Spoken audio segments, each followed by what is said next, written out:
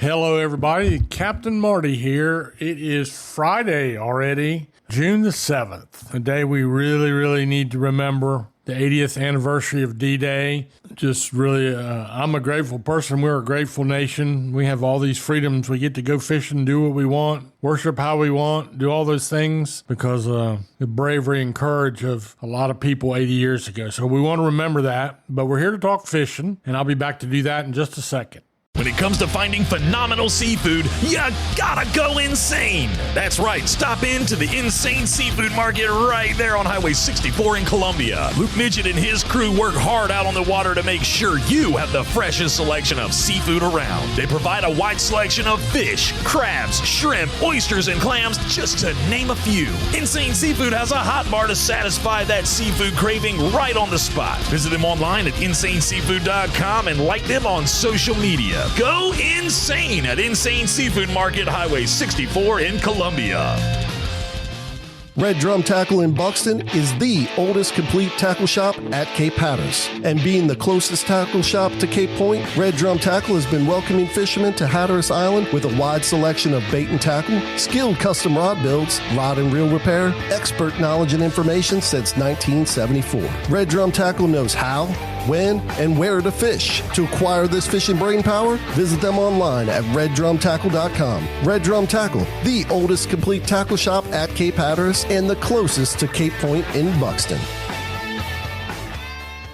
Breezy conditions yesterday made it tough, especially for the Oregon Inlet fleet. Some boats went fishing, some boats did not. And the boats that went found it to be a little bit on the scrappy side on the tuna, but that is not too surprising because it's not, there's boats that will have 18 tuna on the dock, yellowfin tuna, and other boats that will have 3 or 4. And that's just the way it goes in tuna fishing, especially when you troll, which is how they fish. Trolling means you're pulling baits behind the boat, ballyhoo usually, and you're imitating a school of flying fish or other bait fish. And you might troll, the average charter boat, actually, these big charter boats will troll 7 to 10 baits. The idea being when you hit the tuna, sometimes you get one on every line, but you have to hit the tuna. And that, you can be the best captain, the best mate, the best fisherman in the fleet. And it's amazing how you can steer around those things. And that was one of the most frustrating things when I was a captain is watching people stop when you troll right down beside them and don't get a bite. That's the nature of tuna fishing. So the boats yesterday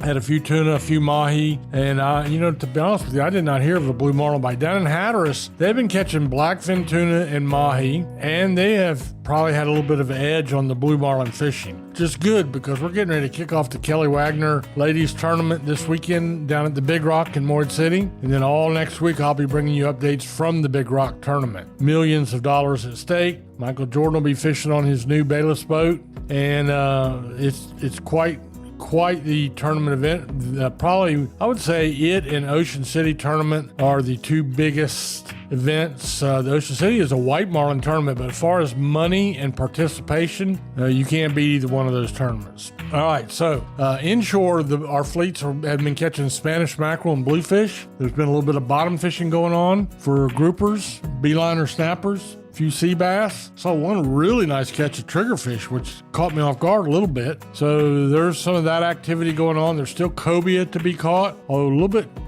choppy yesterday for those kind of conditions. And then as far as the beach and the surf go, and the piers, a little bit of everything. And we're all really happy with the size and number of bluefish that are being caught. It's almost like the old days, almost. But there are some big bluefish. There's some of those nice 3 to 8 pound medium bluefish, and there's some Taylor bluefish, which my personal opinion is, don't tell me they're not good to eat, because most of your locals will tell you a fresh, small bluefish that's been kept on ice and taken care of, fried up is about as good eating as you're going to want to do. So keep that in mind. But you do have those opportunities on the piers. There's been a few speckled trout. There's been a few puppy drum, black drum, things like that, a few sheephead. And they're still catching things like pompano and sea mullet too, especially down on Hatteras Island. So we'll keep all that in mind. We'll take a little break right here and I'll be back to tell you about what's going on in the Sound. Ahoy there, folks. Captain Edward Lee here, and I want to invite you aboard the Miss Oregon Inlet II. She's a modern 60-foot head boat outfitted with the latest top quality safety and fishing equipment. We make 3 trips per day out of the world-famous Oregon Inlet Fishing Center. Visit MissOregonInlet.com or call us today at 252-251-4314. So ditch the beach for a bit and set sail with the Miss Oregon Inlet 2. All right, so yesterday, Justin Bateman, my able-bodied assistant, who's actually the one that runs the mechanical part of this podcast, and make sure I get it up and drop. That's a podcast word, by the way. I'm dropping a podcast. Justin makes all that happen. He and I had the pleasure yesterday of going over to Bellhaven to see Ricky Radcliffe at Radcliffe Marine, one of my longest and oldest sponsors, and just a great guy. And we just went to have lunch and visit. Now, there was a bonus for me because in my mind, Ricky Radcliffe is probably one of the best speckled trout fishermen in the Pamlico Sound and its tributaries. And so while I was there, I picked up some, I'm getting ready to go out and do a little wade fishing myself. And he got me rigged up with the right grub. I'm going to use for the first time in my life a popping cork. He explained how all that stuff works and got me rigged up. And that's good because the speckled trout fishing is very good in the Sound. Now, a couple of his staff there said that for them, the speckled trout fishing has dropped off a little. And why is that? Because they've all moved to the east. And now they're all over around Roanoke Island and back of Hatteras Island, out in the Sound, in the sloughs, things like that. That's where the speckled trout bite is now. Those fish move around and they're over on our side of the Sound. So that's the time, that means it's time to get up and go fishing. I'm going to do exactly that. There's also, for some target species like sheephead, I call them sheep head, but they're really sheep's head. But that bite is good as well because you get on some live bottom with a fiddler crab or, well, just about anything. A sand flea is also really good and catch the sheephead. They're hard fighting. They're great eating. There's bluefish, some of the bluefish we talked about earlier in today's report available, and still a few puppy drum around. So that is good, and there's plenty of availability. I say it almost every report that you can get on a backcountry boat. Think of the bonefish boats you see on ESPN sometimes on some of their fishing shows. It's kind of like that. You go with the captain on a 26-footer, and you go out there with 2 or 3 in your group, and you not only learn how to speckled trout fish and puppy drum fish, but you're only out there for half a day. You're not